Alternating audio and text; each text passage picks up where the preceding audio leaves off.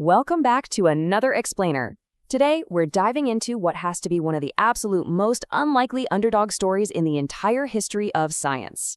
We're looking at the life and work of Wilhelm Hofmeister, a completely self-taught amateur who completely revolutionized our understanding of the plant kingdom.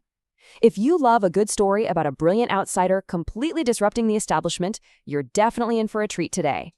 So picture this. How on earth does a 19th century music dealer, a guy with literally zero formal scientific degrees, manage to solve one of biology's greatest mysteries? It sounds like a movie plot, right? But it actually happened. We're going to frame an incredible paradigm shift, a moment in time where the highly educated academic elite had to take their textbooks, just toss them out, and rewrite the whole thing. And it's all because of a man who sold sheet music for a living. Okay, let's dive right into this. Section 1, the amateur botanist. Music dealer by day, scientific genius by night. To really get this story, we have to look at his completely non-traditional path in Leipzig, Germany. Wilhelm Hofmeister didn't have the luxury of a fancy university lab. He didn't have an academic post. He never even went through the standard university degree programs that pretty much defined the scientific establishment back then. Nope, he worked his day job, and in his spare hours, we're talking early in the mornings or super late at night, he was peering through his optical microscope. Driven purely by curiosity and this incredibly unmatched observational precision, he started making discoveries that would literally change biology forever. Which brings us to Section 2, an intellectual conflict. Now, what's really interesting about this slide is the sheer contrast. Because when an outsider starts making massive claims, well, the establishment pushes back, right? It sets the stage for a major scientific showdown. On one side, you've got Matthias Schleiden. Now, Schleiden was a massive figure, the co-founder of cell theory. His wildly popular, widely accepted hypothesis was that the male pollen tube itself just grew directly into the plant embryo inside the ovule. That was the absolute dogma of the day. But then look at Hofmeister's actual discovery. Hofmeister looked closer. He proved completely conclusively that the embryo develops exclusively from the pre-existing female egg cell inside the ovule and only after fertilization by the pollen. So this self-taught guy essentially proved the leading giant of botany completely wrong. And he did it through unmatched microscopic mastery. He didn't just guess. He was systematically unpacking this mystery by tracing fern spores and cell division step by step. Using early optical microscopes, Hofmeister meticulously illustrated the earliest stages of plant embryos, starting from the very first fertilized zygote onwards. His precise cell lineage drawings actually demonstrated that plant tissues develop through highly organized sequential cell divisions. He wasn't just arguing a theory. He was laying down the structural foundation for modern plant developmental biology with hard, undeniable visual proof. Moving right along to Section 3, decoding the alternation cycle.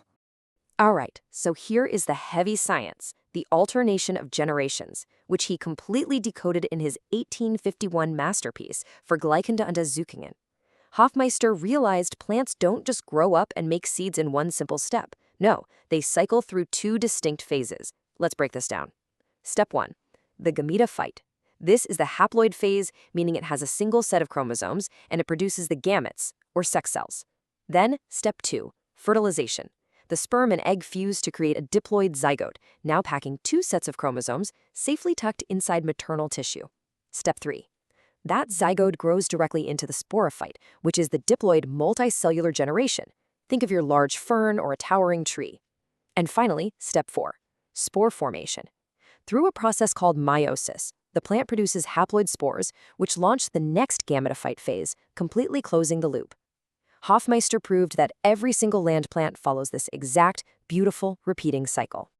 Let's move to Section 4 and see how this builds, unifying the green kingdom. Because discovering this cycle wasn't just some neat biological trivia, it had massive, sweeping implications. This single amateur managed to unify the entire evolutionary history of land vegetation. Just look at how this breaks down. Starting with cryptogams, Hofmeister linked bryophytes like mosses and pteridophytes like ferns by detailing their free-sporing, flagellated reproductive mechanisms. Then, moving to gymnosperms, he showed that conifers, pine trees, are actually the vital evolutionary stepping stone bridging those ancient seedless plants and our modern seed-bearing plants. And finally, the angiosperms. He proved the flowering plant embryo sac is homologous, meaning it's evolutionarily equivalent to the primitive female gametophyte. He literally drew a single unbroken evolutionary line from a tiny clump of moss all the way up to a giant oak tree. This leads us right into Section 5, an evolutionary triumph. This was way more than just a win for botany. It was an evolutionary triumph that forced the absolute greatest scientific minds of the era to sit up and pay attention. Like prominent evolutionary biologist Ernst Haeckel said, Hofmeister's discoveries provided the most important morphological arguments for the theory of evolution in the plant world. So if you're asking, so what? Why does this music dealer matter? This is why. Charles Darwin's Origin of Species wasn't even published until 1859, yet years before that, Hofmeister was already providing the hard, microscopic, morphological evidence that evolution was a real, observable thing in the plant kingdom. And that brings us to 1863, the year the academic establishment finally had to swallow their pride and bow to undeniable genius. In 1863, the prestigious University of Heidelberg did something practically unheard of. They totally bypassed their own strict institutional rules. Remember, Hofmeister had no formal academic credentials, no university degrees. He didn't even have a habilitation, which was the standard qualification required just to teach.